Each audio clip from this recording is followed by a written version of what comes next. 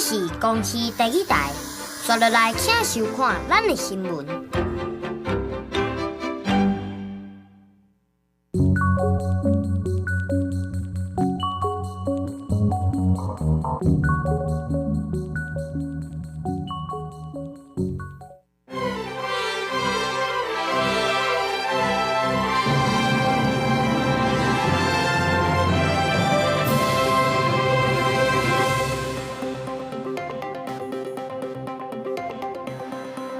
观众朋友，大家好，欢迎收看6月14日公视台记台下晡新闻，我是陈怡之。咱先来看今仔日的新闻重点。总统赖清德讲，两岸互相无属于对方，这是事实。而且，佮讲前总统蔡英文甲马英九嘛拢安尼讲过。立委提案修法，开放80岁以上申请移工看护免看巴士量表。委员会初审通过，不过条文爱送调解协商。高雄小港沿海2路咧施工，若像管制无明显，有4个人甲乌多摆徛入去工地，造成3个人受伤。新闻一开始，先来看总统赖清德就任免满1个月啊。赖总统接受美国《时代》杂志的专访，讲到两岸的关系。赖总统是强调讲，中华民国甲中华人民共和国互相无属于对方，这款讲法是事实，毋是咧起无空。而且前总统蔡英文甲马英九嘛拢安尼讲过。针对专访的内容，马英九办公室是批评赖清德用新的两国论挑工斗智，要欺骗国际。头一摆出席高阶文馆的开训典礼，总统赖清德表示，人才是国家进步的关键，对国家优秀的公务员提出落实净零转型，加速融入 AI， 强化面对挑战沦陷的3大期待。全世界正面临各种挑战。台湾必须持续增强国家实力，提升因应能力，才能够成为可以沉着面对各种挑战的韧性国家。各位高阶文官责无旁贷。就任未满1个月，《时代》杂志伫前一天刊出赖总统的专访，正做伫美国总统拜登、泰国新任总理赛塔了后，今年第3位出现伫《时代》方面的国家领袖。也那伫就职演说当中讲到，中华民国甲中华人民共和国互相无附属的两岸论述，赖清德强调讲，是根据事实陈述，完全无起哄的意思。佮卡指出，家己毋是第一个讲的，包含前总统蔡英文、马英九连来拢讲过互相毋附属的立场。毋过马英九的办公室批评，赖清德的主张是新两国论，以文字的游戏欺骗外国媒体。赖清德总统的两国互不隶属是新两国论，那马英九前总统讲的两岸互不隶属是两岸同属一个国家，两岸同属一个中国，所以到底是两岸还是两国？我希望总统府今天也要说明清楚。马办质疑新两国论。我们查遍了中华民国宪法任何一个条文，中华民国并不隶属世界上任何一个国家和地区。所以说互不隶属，既是客观的事实，也是台海现状。陆委会重新强调，赖清德所讲的是符合现状。行政院长杜英泰表示，赖总统在专访当中表明依护台湾主权，也向全世界发出善意的声音。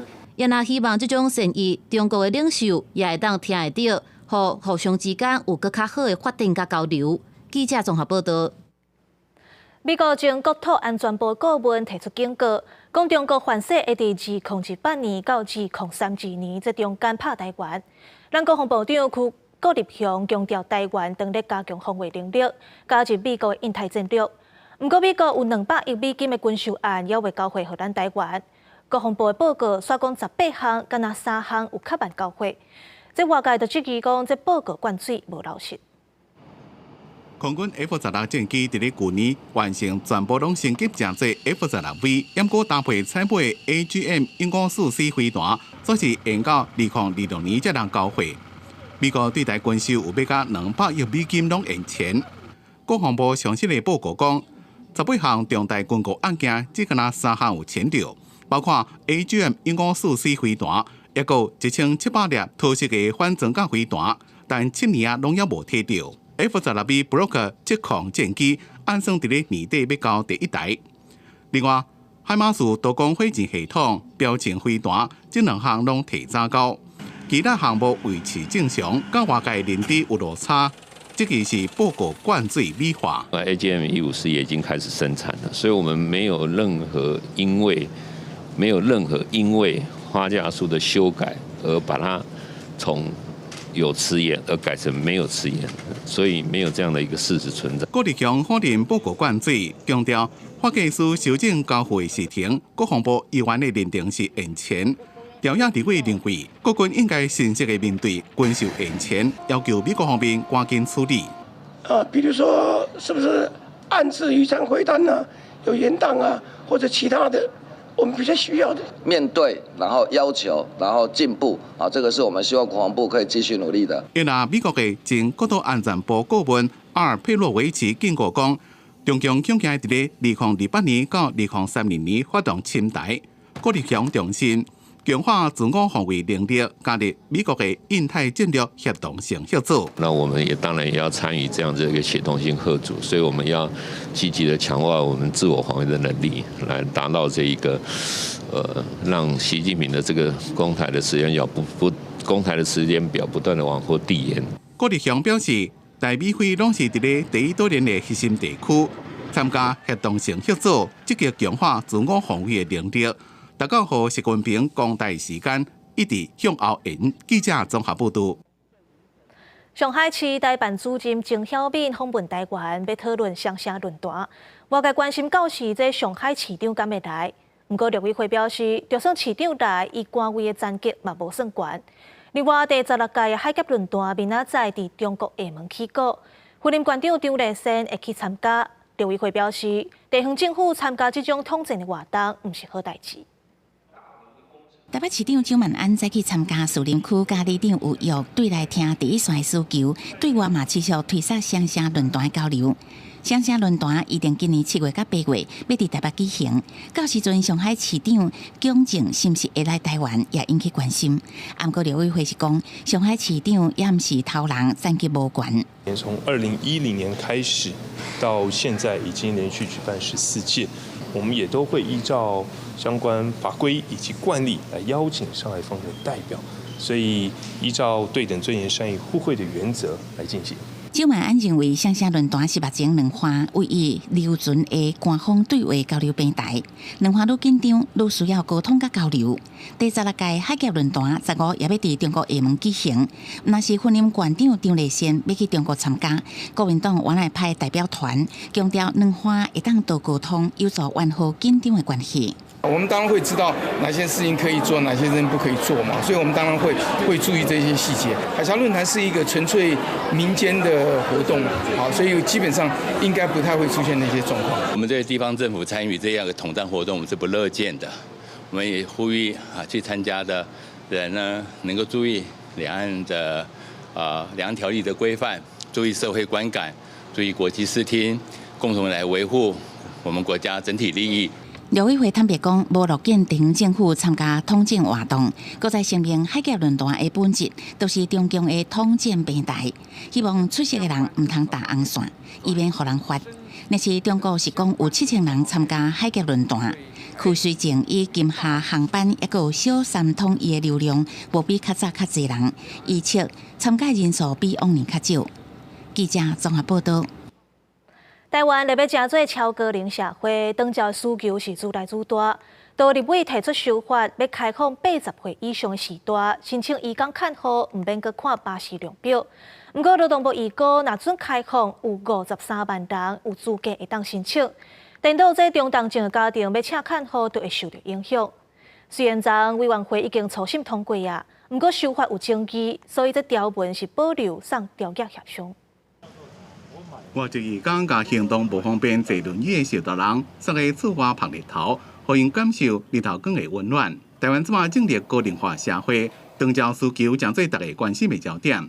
因为北发新过民众申请巴士量表无成功，对疫情起家动手的情形，在野党立委提出就合法修法，主张开放80岁以上的时代人唔免巴士量表，就让申请看护移工。就以80岁，如果大家觉得冲击很大的，那你的优先次序，你有什么方案准备好了没有？放宽以后是没有失能的人也会有需求产生。确实，我们没有去预备一个53万突然缺口产生，这个问题已经酝酿很久了。是，那我跟委员报告，事实上现在针对53万的健康跟亚健康人口，我们现在就是用长照2.0去覆盖嘛。劳动部估计80岁以上的民众差不多91万人，若是开放，会有53万位健康亚健康的视大人有申请的资格。劳动部长何佩珊担心，若真正开放，可能会影响中重症家庭的评估。照顾团体也认为一定会产生排斥的效应。单纯只是用80岁就开放了，那其实会冲击到现在本来就有中度以上甚至重度的家庭，他需要但请不到人。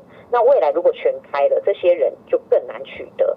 另外一方面，因为巴士量表是这么限制聘请外籍移工的关卡，长期以来伫咧第一线的长照服务人员认为，应该以适应照顾的困难度来评估，这是重点。应该是多元认定，从他的健康状态这种状态，就是以他的照顾困难为一个依据。所以我会认为巴氏量表不必然要存在于每一个要申请外籍移工的被照顾者一定要具有巴氏量表。因为条件无强势，虽然专案伫咧13已经初审通过，不过保留条文已经进入条件协商。劳动部强调，目前聘请外籍移工已经超过一半以上免用巴士量表，会继续看部会检讨多元免评适用的范围。记者综合报道。国民党团的总调鲍坤奇提出花莲台东交通建设特别条例草案，引起争议。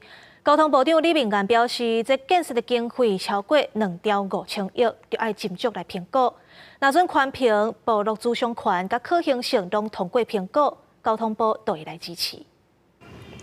花东交通建设特别条例草案简称花东3法，包括国道6号东行、环岛高速铁路、花东快速公路草案，超过2兆5000万的经费引起争议。交通部长李明彦上节目时阵讲，交通经费庞大，要定心评估。就说应该是评估先行了，因为重大建设都有这些的程序。那如果纯粹用特别条例要省掉这些评估的程序，我是觉得并不妥。李明彦强调，目前苏花安花东块环岛高速铁路的效益评估、道路咨询同意权、环评拢也未通过。交通建设应该交通部先评估，加上立法院审议，临时立法院便特别预算来执行。特别条例并不能排除。这些计划还要经过环评的审查，也就是说，万一特别条例过了，规定政府要执行，结果环评是否决的。另外，为了要服务控诉矿山大地东花莲的民众，行政院甲花莲建材重建办公室设置咧行政院东部办公室，将一个通靠处理违诺加多金的案件，甲管府的案件分开。例如说，因为有一些已经拆除了，那花莲县政府也协助把它划为训行都更地区。那也就是接下来的部分，可能就是让受灾户的部分，我们来协助他们。我们有围绕重建，有都更的辅导团。根据行政院东部办公室的资料，伫即马花莲地区，因为地东比例这黄单的建筑物有89间，红单的90间，听除的危险建筑物17间，租金也有各项修理补贴，会让找管府违诺重建加多间的案件是由重建办公室处理。记者综合报道。针对立法院这款刑事法修法通过，行政院提出复议案，立法院要伫6月1日来表决。行政院长杜英泰表示，这复议案应该要有充分的时间来讨论。另外，哪里拢要去地方宣讲，民众党的党主席郭文德认为讲，这不是咧比政治动员，来办电视辩论会会更较有效率。国会这款修法复议案，立法院19到20日要求行政院长杜英泰报告，2日记名表决。杜英泰时表示，希望有充分的时间，加入为说明行政院的立场。希望有充分的时间，能够清楚地向立法院委员们来说明行政院的立场。我们提出的复议案应该被合理的讨论。复议案2日要表决，民进党要下乡宣讲。杜英泰强调，目前以行政院公务为主，暂时无其他安排。那也嘛就为各地宣讲做反制。不过，民众党主席郭文铁认为，应该要办电视辩论会，更较有效率。其实大家也非常清楚，这只是一个政治动员，你知道哈？这比赛哈，挑我开动员，你知道哈？那既然这样，我就主张干脆就办个电视辩论啊，最便宜最有效，你知道哈。立营表决释出苏豪拿杯，民进党团总调郭建明话爱拿杯陆总司挖过来，国民党团总调鲍坤基嘛公开征求民进党的陆军主爱还职。立委陈冠廷是建议拿杯立委会当选择无投票来表态。国民党立委陈建辉颠倒考西民进党伫执政8年，拢无推出国会改革。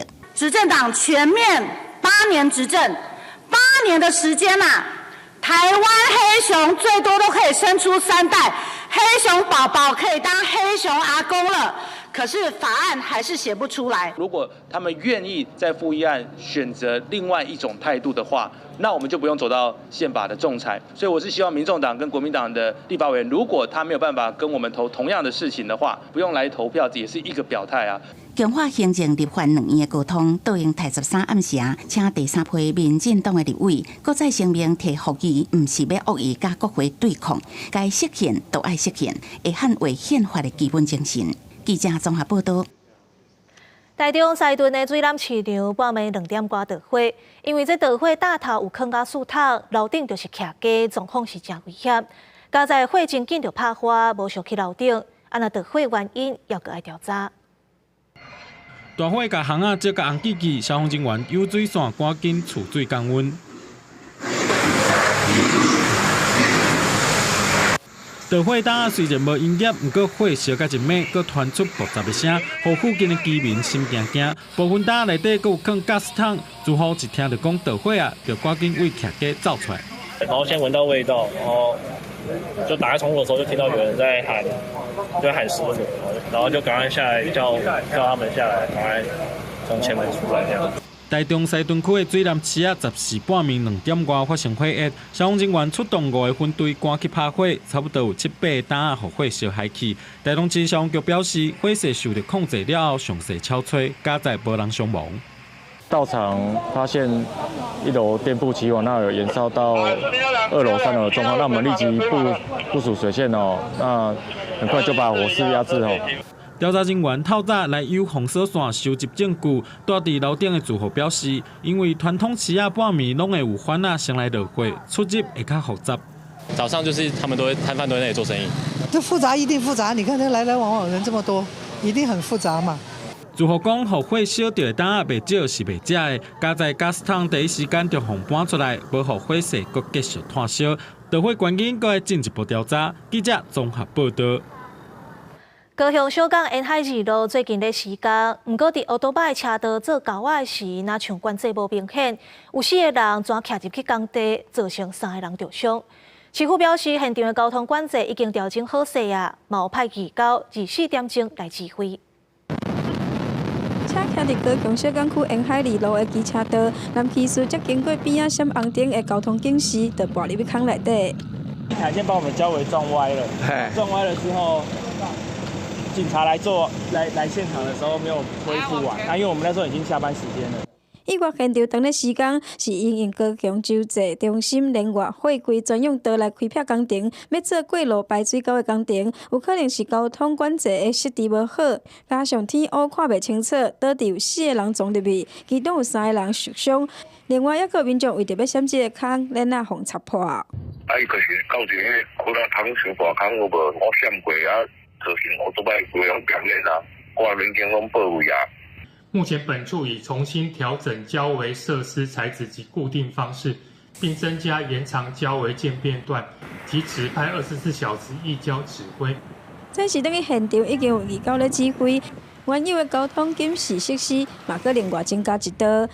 市府表示，12号有骑倒摆人5撞，甲高位设施拢倒去，才倒伫后壁骑倒摆人嘛撞入去。后续会重新来调整伫设施固定的方式，嘛只派24点钟的义工，上只会派人去慰问，而且会协助理赔。记者王立婷、陈显坤报道。透早台南上大雨，市区的台东地下道积水有50公分遐悬，无法度过。伫咧仁德区嘛有车路淹水，就算无落雨啊，水嘛无退去。公所去现场勘查，发现是附近有土堆，互雨水冲去，甲沟仔塌掉咧。虽然积水已经有咧退，不过也是有水位土堆内底慢慢流出来。台南连地区连续大家最近拿到雨地积水，民众拢真无奈，希望公部门会当协助解决。遐一堆土，啊，汽车徛过路的厝。即几天拢是安尼的状况对啊。无啦，若落雨要出去就拢水啊。10时透早落大雨，搁淹水，区公所受到通报了后去勘查，发现是附近墩土堆无做防护，土沙对雨水冲到排水沟仔内底塌掉咧，所以便若落雨就会淹水。遐建地呢，甲土墩了而遮，所以呢落大雨，而且悬较悬嘛，规个土挂落来水沟啊，水沟拢塌咧。透早时阵，公所随派环保桥水备车去支援。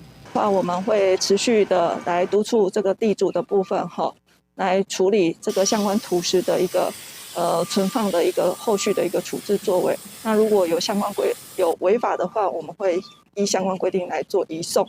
台南市区透早变大雨，各地雨水量都未少，台东地下道也积水50公分，无法度通行。市府紧急抽水以外，警方嘛派人管制交通，一直到6点20分解除封锁，开放通行。记者文正兴台南报道。来关心国际消息，7大工业国 G7 峰会有达成协议，要为罗西亚向冻结的资产提500亿个美金援助乌克兰，互因买武器甲定件。另外，乌克兰和美国甲日本有签10年的安全协议。美国总统拜登阁讲要用北约的标准来加强军队的合作能力。意大利 G7 峰会第一天，各国达成协议，上紧今年年底要动用罗西亚和西方冻结的资产利息，来援助乌克兰500亿个美金，互看作是支持乌克兰战争甲经济问题的长期方案。Ist die Grundlage dafür geschaffen, dass die Ukraine in der Lage ist, in der nächsten Zeit all das zu beschaffen, was sie beschaffen muss an Waffen, aber auch an Investitionen in den Wiederaufbau oder in die Energieinfrastruktur. 罗西亚互冻结大约3200亿个美金资产，因为国际法的规定，西方各国袂当直接没收，并且转做其他用途。因安尼，敢若会当用这条钱产生的利息来协助乌克兰。根据世界银行进行估计，乌克兰大约需要4860亿个美金才有法度终结。另外，乌克兰伫峰会期间，分别甲美国和日本签10年安全协议。乌克兰和罗西亚入侵2年多以来，已经和英国、法国、德国等国签另外15项相像的协议，换盟友长期的支持。这届甲美国的双边安全协议，除了强化乌克兰抵抗罗西亚的能力，也是乌克兰将基本敢会当加入北约的其中一步。Enhancing interoperability between our militaries in line with NATO standards. Investing in Ukraine's defense industrial base. So in time, they can supply their own weapons and munitions. 泽伦斯基是补充讲，和日本的安全协议除了有国防安全甲人道主义的援助，嘛包含技术甲金融合作。另外一方面 ，G7 峰会第2天会讨论移民、印太经济安全甲 AI 的议题。日本媒体指出，有关限制 AI 伫军事领域使用的规范，可能会写入去联合声明当中。公司新闻两岸编译。根据联合国难民署上新的报告，到今年4月为止，全球有约1亿2000万人有劳保处，这数量差不多和日本的人口平济，是连续12年增加，共约是2012年的3倍遐济。难民署是警告讲，全球的政治危机若无改善，这个数字会继续来冲悬。这台船细细台啊，顶头开着上百人，西班牙海岸警卫队伫咧大加那利群岛附近的海峡抓到这只难民船。不过这只是难民问题的一小部分而已。联合国难民署伫咧13公布上新的报告，到今年4月底，全世界总共有要甲1亿2000万人被迫离开家园，差不多是一个日本全国的人口。Most regrettably, it is the 12th consecutive year in which this figure goes up. On this occasion, on this June occasion. Conflict remains a very, very big driver of displacement. 2023年因为冲突、暴力、迫害等问题，增加880万的人变做难民。目前全世界69个人内面，就1个人被迫离开家园，占全世界总人口的 1.5%，差不多是2012年的3倍。原因是来自一直变化的新危机，也有长期以来拢存在危机，一直拢无解决。自过去阿富汗、叙利亚到即卖乌克兰加巴勒斯坦。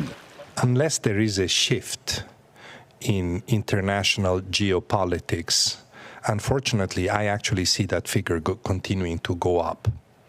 Maybe not significantly if we're lucky and we have no new conflicts, but even the non-resolution of the old ones means that, also refugees increase in numbers. 另外，气候变迁也影响人口的流动，并且引发冲突。2023年有770万人受到气候灾难的影响，被迫离开家园。联合国难民署估计，今年前4个月，全世界被迫离开家园的人数，每个月伊要加上100万人的速度在咧增加，而且全世界有要加75%的难民是住伫咧中价所得的国家。公司新闻张伟林编写。美国反对打台团体去年提出诉讼，即期联邦食品药物管理局 FDA 对打台药的许可。即阵美国最高法院9个大法官拢裁定驳回诉讼，理由是讲因无法度证明因为放任规定甲囡仔摕掉会害别人受到伤害。美国联邦最高法院9位大法官第13全数通过驳回反对摕囡仔的人士对联邦食品药物管理局 FDA 许可使用堕胎药未符陪同的诉讼。意见书内面讲，原告希望限缩他人摕到堕胎药，但是根据美国宪法第3条，这项诉讼并无起诉的根据，因为原告无法度证明因为 FDA 放任规定，让他人受到伤害。And so while today's Supreme Court decision is welcome news, we also know that the fight is not over. From here, the United States Supreme Court will send the case back down to the district court.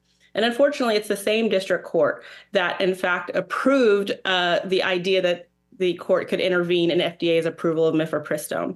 这是最高法院伫咧2022年推翻罗素韦德案了后所受理的第一个堕胎权重大诉讼。美国有线电视新闻网 CNN 讲，这个结果对反堕胎阵营来讲是重大失败。FDA 是2000年核准堕胎药丸，2016年放任规定，后面让国家容易摕到这种药法。全美国大约有60个堕胎案例是借这种药法，反堕胎人士批评大法官的裁定，讲会继续抗争。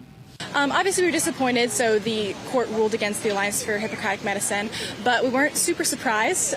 That was what we expected, and we're going to be back. We know that chemical abortion pills are dangerous and that the FDA needs to put regulations back on them, that women are not safe with chemical abortion pills. So. 最新的资料显示，去年全美国有超过17万人走去别州摕囡仔，反映出在推翻罗素韦德案判例了后，真侪州拢颁布禁令限缩妇女摕囡仔的权利。纽约时报报道，今年11个美国大选将会考验各层级的政治人物在堕胎议题的立场。公司新闻张伟林、张建光编写。美国电动车特斯拉开股东会，股东投票批准马斯克会当领560亿美金的薪水，差不多是大票1兆8千亿。特斯拉股东对执行长马斯克投信任票，批准以560亿美金薪水的方案。特斯拉讲，这是对马斯克领导力正大的肯定，也是对于继续专心在这份上大财富来源的鼓励。He also wants to get up to a 25% stake in the company. He says that he needs that to develop artificial intelligence at Tesla and has threatened on his social media platform X that he might move AI development to a different company, another one of his companies, if he doesn't get a 25% stake. Why it's important to shareholders is Musk is kind of the company. 马斯克在德州奥斯汀举行的年度股东会讲，那是为特斯拉开一个新的历史，也要开始写字。伊捌伫今年吹讲，希望伫特斯拉实现人工智慧目标进前，也让至少摕到特斯拉25%有表决权的控股权，让特斯拉发展真侪 AI 领先者时阵有更加强大的基础。进前伊持股是13%，案件通过会变做2倍，不过还有一关爱过，就是法官迄关。By a Delaware judge who said that Musk basically controlled the board and that he was had too much control, and it was unfair to shareholders to give him that pay package. 马斯克的薪水案早伫咧2018年股东会就通过，迄当阵的支持率是73%，不过案件伫今年1月被法官驳回。特斯拉董事会为了要说服法官4月伫咧走场，并且甲方案交予股东会各表决一遍。另外，特斯拉要甲总部对德拉瓦州迁到德州的案件，伫这边股东会也甲大家所预期的共款通过。公司新闻黄文玲报道。镜头转来到国内，台东的池上含关山，但年平均有超过50件累残的意外，大部分拢是坐电动脚踏车的观光客。县府决定这个月要公告管理办法，规定业者爱验车，按照游客爱伫指定的所在徛，互业者有依据会当保险，要来保障业者和游客权益，避免发生争议。池上碧龙大道一大片的稻仔田景观，吸引真侪游客坐3轮以上的电力辅助自行车游园观光。不过，时常发生游客冲入去稻仔田刹车意外。警方统计，一年平均有超过50件这款意外，造成游客受伤。业者分析，大多数拢是操作有问题。危险的部分的话，是大部分都是人为操作，还有危险驾驶、蛇行，然后恶意超车。协会表示，目前池上地区有31间大大小小的自行车出租业者，不过因为多数的业者也无法度提出电力辅助车辆的出厂证明，完成验车的投保。即马干那9间有投保产品的责任意外险，不过县府决定6月底进前会先公告特定地区3轮以上营业用慢车登记管理办法，要求业者提出人力为主、电力为辅的自行车验车证明，才会当使用。还阁有爱有汽机车驾照的成年人，才会当租车。伫指定的区域行，互业者有根据办理保险。完成验车才能做管制。第二个部分，我们会要求这些车辆要出租的时候要订详细的租赁契约，要求租车者必须拥有汽车或机车的驾照，他才能够驾驶这辆车辆。那第三个，所有的车辆行驶都在固定的游园道路。县府表示，会协调合格验车机构提供业者参考，年底进前会定出3轮以上纯电力自行车管理自治条例送议会审查，并且呼吁业者，不管是管理办法或者是自治条例，拢爱遵守。若无会禁止电力辅助的自行车上路。记者综合报道。屏东小琉球的酸蚵愈来愈少，地区海草是一直断，食海草的海胆甲翅胆嘛愈来愈多。害游客去擦着伤。为着要维护海平的生态，屏东县府准备要甲2种翅胆为保育物种内底除名，而且7月开始，游客去当地3大海平就要纳观光保育费。秋景头正过发哦，游客5月初来屏东小琉球畅水的时阵，去海胆擦着，引起芳寿英。不过讲到海胆擦着人，当地观光业者讲这是真殊常的代志。我跟潜水店家反映，就说：“哎，你们怎么没有给手套啊？这个海胆那么多。”然后他就说：“常常有人被刺到啦，大家就是觉得被海胆刺到很稀松平常。”可以温水42到45度 C， 浸泡30到90分钟，没有改善或是伤口有感染发炎的情形时，那应尽速就医。规定的游客来钓竿台参观，卫生所提醒讲，耍水、唱水应该要穿专业的唱水衫来预防刺伤。小琉球沿海2种非主要会当食的美食长海胆甲烤翅海胆，这几年生团伤过侪，除了伤人以外，佫影响食物甲其他的生物的生团。县长有去上紧7个会甲因按保育物种除名，学者嘛讲，大片的海胆当咧快速增加，有充分的食物来源，然后又少了天敌哈，那它的天敌很多可能就是被过去的那些过鱼哈都影响，所以。就是数量变得比较少。这几年小琉球海域的酸蚵覆盖率减少，和藻类一直生大，甘蔗嘛有海胆大出。为了防止海域资源继续减少，县府对山腹顶3大钓竿台做游客总量管制。7月份开始，阁要收观光保育费，不过游客看法拢无相像。收那些钱，可能不会有人要去了。还好啦，因为海滩还是必须要有人维护。那收费，县长嘛把五鸟贝甲酸蚵列入保育物种，为了确保生态平衡，县府用各种办法嘛，呼吁游客来配合，共同来推动琉球的生态保育。记者综合报道。全台湾有不少基层的卫生所，这专职医师和护理师拢无够。伫咧桃园咧，平均一个卫生所护理人员要服务17000人。市府表示，为今年开始会加请护理人员，要伫3年内加请18人，卖推动 AI 检测来减少人力负担。看病、抽血、检验，还阁负责鼻门网癌的防治工作。大家区卫生所本来10个护理人员，各加护理长拢总11个，人力正严。5月底新增加1个护理人员，人力才有小可减轻。会通的会比较吃紧，比较没有一些休假日这样子。对，嘿，那因为这边我们卫生所礼拜6早上还有门诊，所以相对的同仁还要出来排班。但在美国护士的情况之下是做2休1，而且还甚至有些州是不止做2休1的，甚至还有更多的福利。全台湾袂少基层卫生所欠缺专职的医师，连护理师都无够。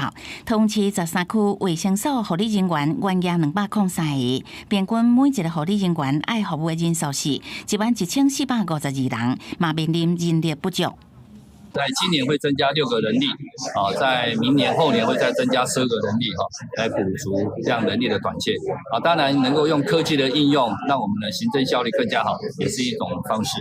卫生局表示，因应人口增加，公共卫生业务的推动，人口密度增加过卫生所的人力。今年开始分作3年编列，每年6个护理人员，3年拢总18人，嘛推测 AI 检测，除了针对骨科、慢性病早期发现甲治疗，嘛提高效率，减少人力的负担。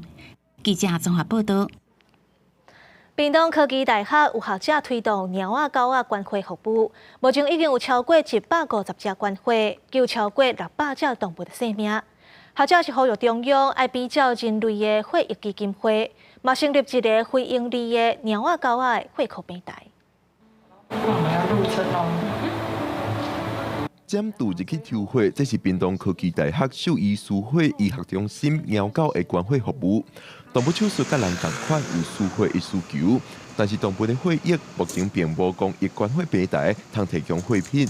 有一寡动物病院会家己饲血犬，也有人专门咧饲血犬咧卖狗仔的血。我们有时候也会在新闻上看到一些血犬超抽的这些讯息。那宠物的医疗、动物的医疗，是不是我们应该对它更重视？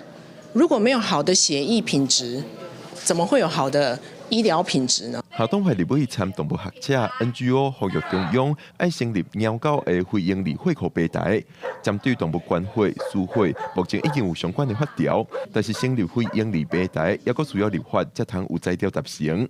立委希望农业部爱去建议，农业部也答应会去规划看卖。我们在执行这个业务的都是医师，如果我们定了一个法令，结果他在第一线他很难以执行。我回去规划，我目前我脑中也没有一个月可以，但是我们立委这边要求，我们会尽量。立委要求农业部在1个月内针对成立猫狗非营利血库平台的议题提出报告。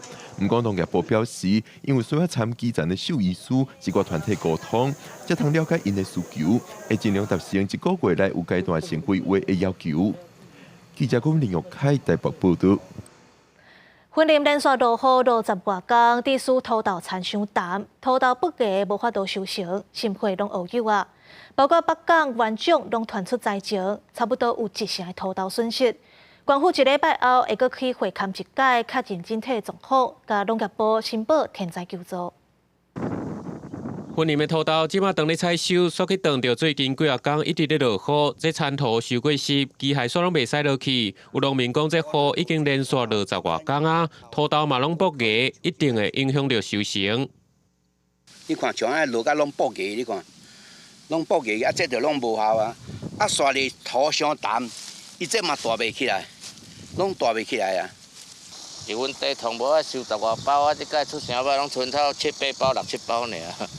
农民表示，过去1份地土豆会当收成7、800斤，今年受到气候影响，有的敢若会当收500斤。农业处表示，最近陆续有收到北港甲元种的农民反映讲有损失，初步了解大约是有1成的灾损。有些发芽的状况，我们就在昨天进行了北港跟元长地区的天然灾害勘灾，虽然还没有达到救助的标准，但是我们这边也通报农民。尽快这2天，如果发生有发芽的状况，赶快到公所通报。农民表示，虽然目前一斤的收是43块，不过收成无好嘛，等于是无赚。农处嘛呼吁农民，等下天气转好，出日会有一批损失，拍算是7天过后会再去会勘，然后达到天灾救助标准，得向农业部来申报。记者综合报道。宜兰的五股圳流经过52家南仔地，不过最近因为水污啊、甲水漂发甲规世界，甲水道是塌甲甜甜，都惊即寡水草会影响生态。若阵上大雨，水流袂去，甚至会做大水。对空中看52架湿地五股圳，雨水污啊甲水连过顶水生食物入侵，好多雨塌甜甜，就亲像铺绿色的地毯。不过也互环团烦恼讲，这个水草会致使水灾，甚至因为水圳的水有氧化，造成生态的灾难。雨罩太多它主动到河道的匝口或入口，就会造成大雨来就会造成积水或淹水。现在汛期又开始慢慢来，台风季啊，那我们希望说把这种量把它控制住，不要让它真的阻碍到河道这样子。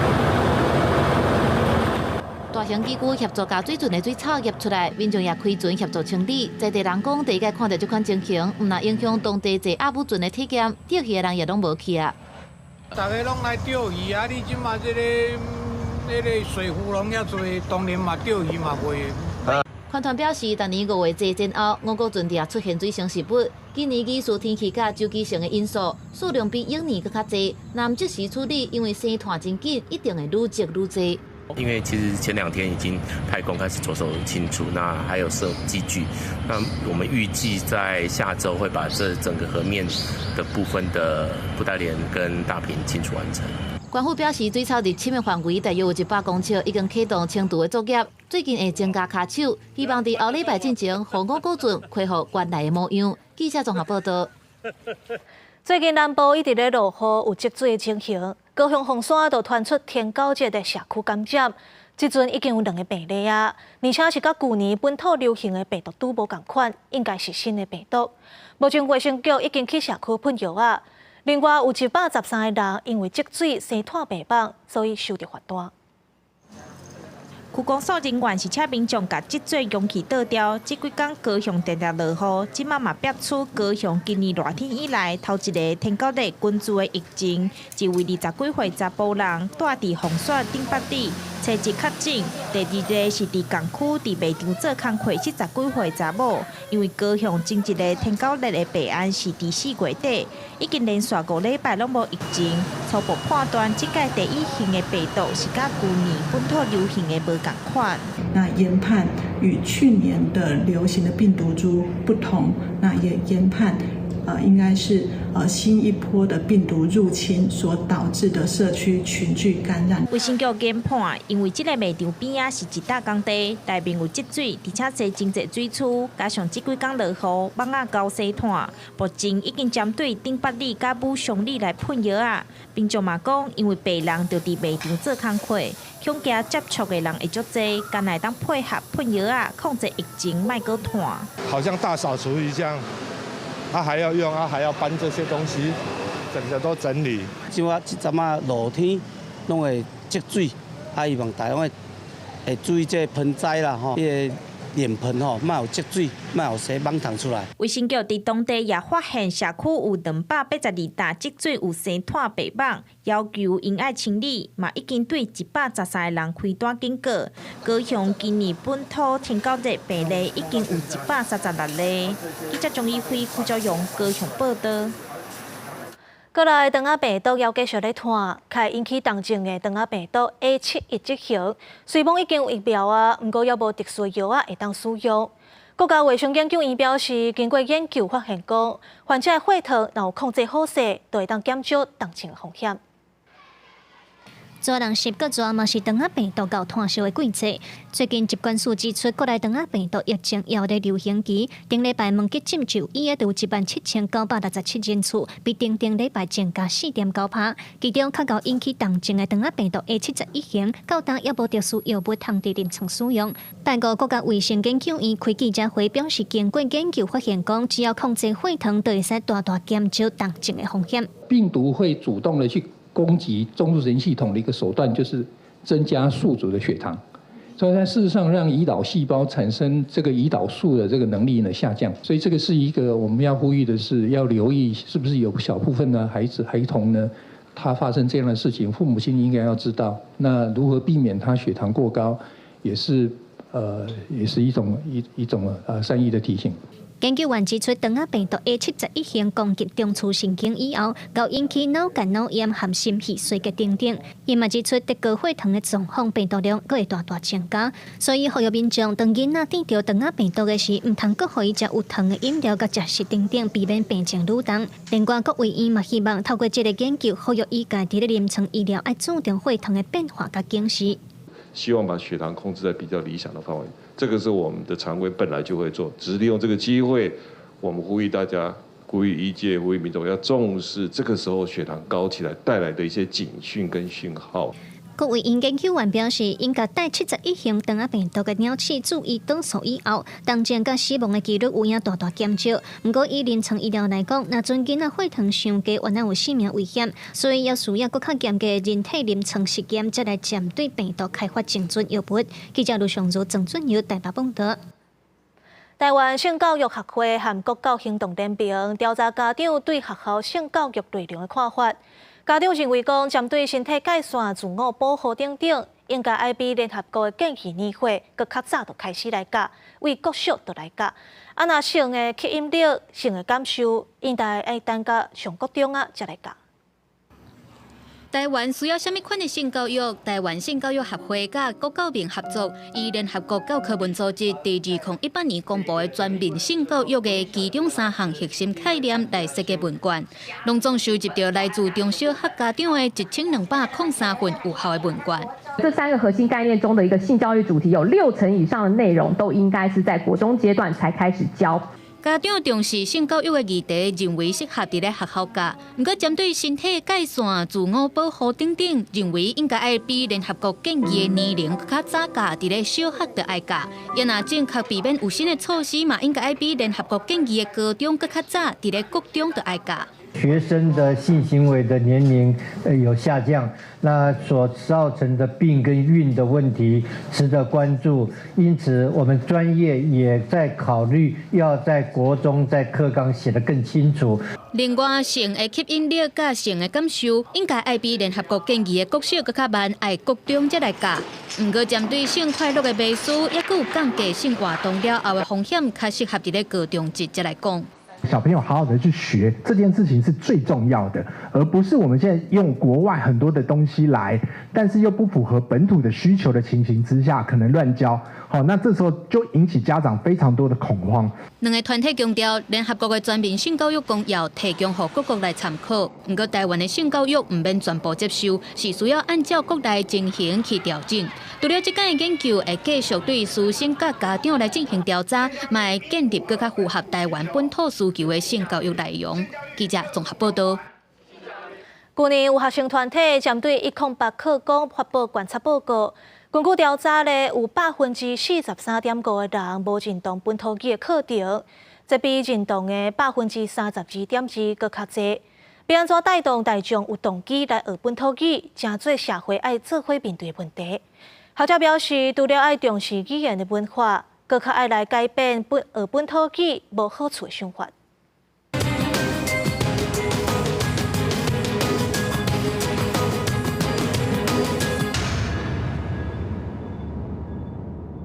也无在学校敢会受到安尼的意外。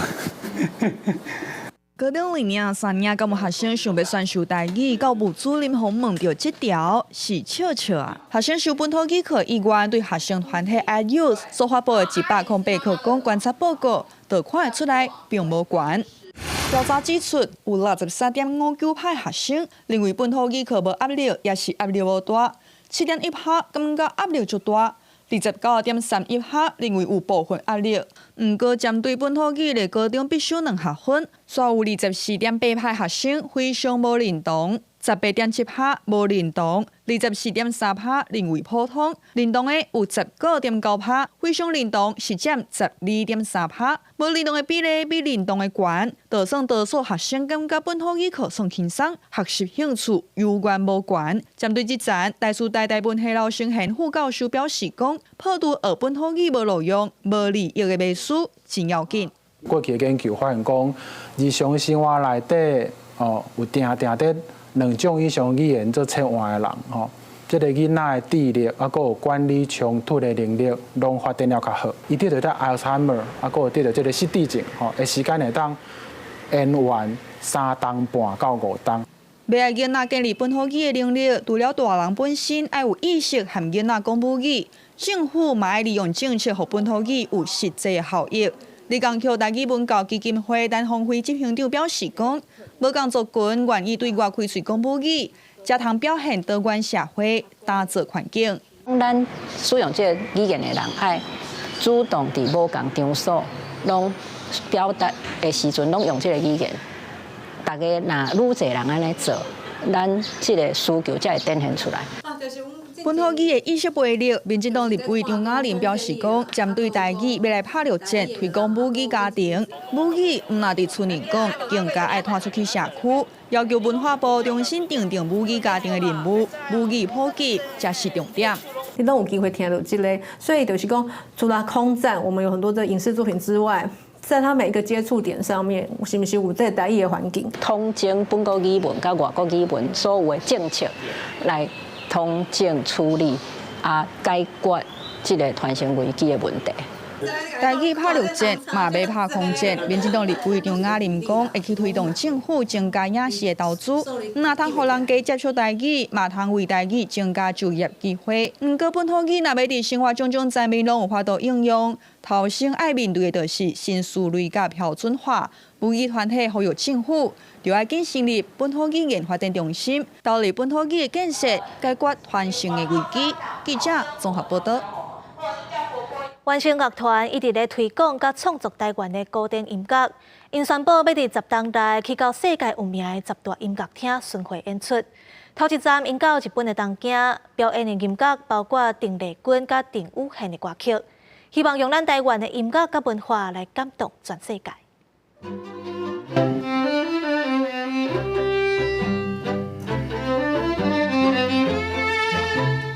也内向的旋律，侪台湾人拢听过。原声乐团第13开记者会，宣布要伫10年内去到世界有名的10大音乐厅巡回公演，让世界听到咱台湾的音乐。因的头一站就是日本东京的三托里音乐厅。咱这届去到日本呢，上重要一开始呢，咱演奏是郑宇宪老师的迄个伊的民谣的所在，重新写一条叫《四月雨》迄个幻想曲。第2条就是参林品任老师呢合作的，这参邓丽君小姐有关系这个所在写的小提琴协奏曲。过来当然还有一寡作品呢，是咱台湾家己的作曲家所创作的，所以这个部分呢，我嘛是这届带去日本的最重要的作品。原声表示，这届去到日本，除了Tokyo，还有库马摩多，除了会有台湾的音乐，还会和日本合唱冠军的库马摩多第一高校合唱团共同演出2条日本歌曲。另外，伊嘛邀请马友林演奏家林品任来参与公演，伊捌伫这国际马友林大赛吊顶。伊嘛表示，事实上，这台湾音乐家的编曲和演奏拢袂输人。我觉得以技巧来讲，跟这些西方最伟大的小提琴协奏曲比起来，我觉得我毫不逊色。那音乐上，我觉得是更贴合我从小长大的那种文化，对，所以我觉得很期待这次的演出。原声乐团即届伫6月19和21，分别要伫库马摩多和Tokyo演出。音乐总监李铁嘅表示，台湾的高科技已经世界有名，因希望未来透过巡回公演，会当用咱的音乐甲文化来感动全世界。记者卢尚如、郑春友台北报道。加拿大出名的流行歌手席琳迪翁，伫2022年宣布家己去治疗罕见疾病，这巡回演唱会全部拢延期。今年1月，伊宣布要拍纪录片，记录伊治病的心情。这个月底就会伫影音平台放送。It's not hard to do a show, you know. It's hard to cancel a show. 甲电影《铁达尼号》主题曲唱红的加拿大流行天后席琳迪翁，伊所参加的纪录片记录伊治病了到即马规个心情的过程，以优美的歌声，互粉丝敢若转到以前。Ready?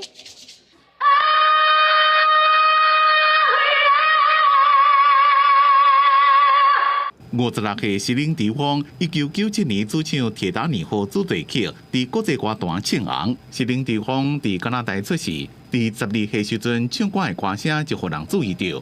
音乐经纪人安杰里甚至甲厝提起底下，互伊发第一张专辑。伊摕过欧洲歌唱大赛冠军，摕过5遍格莱美奖，还有大大小小国际音乐奖。尾仔2个人也结婚，虽然差26岁，不过翁仔某2个人感情一直拢真好。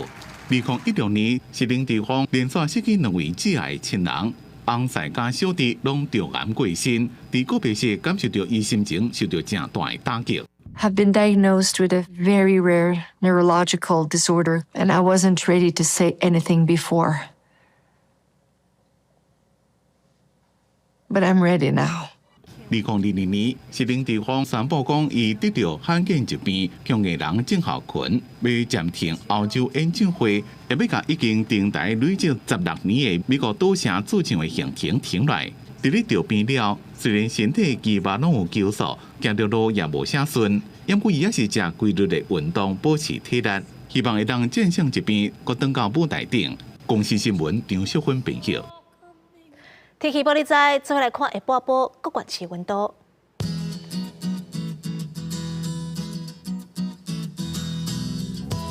北部地区30度到35度，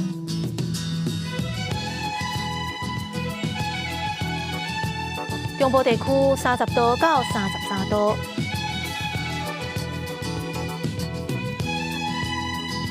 南部地区30度到33度。东部地区29度到35度，华岛地区27度到31度。感谢你收看今仔日的下晡新闻，我是陈怡珍。后礼拜一下晡3点，咱再会。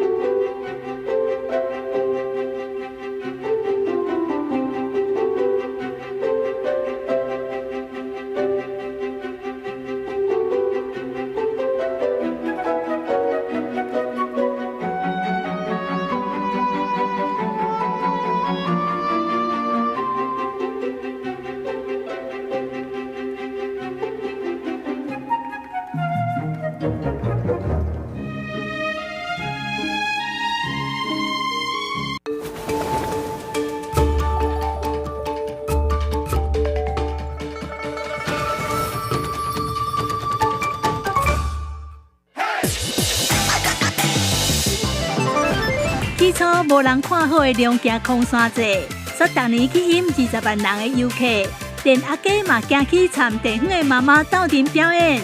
这阵外来的少年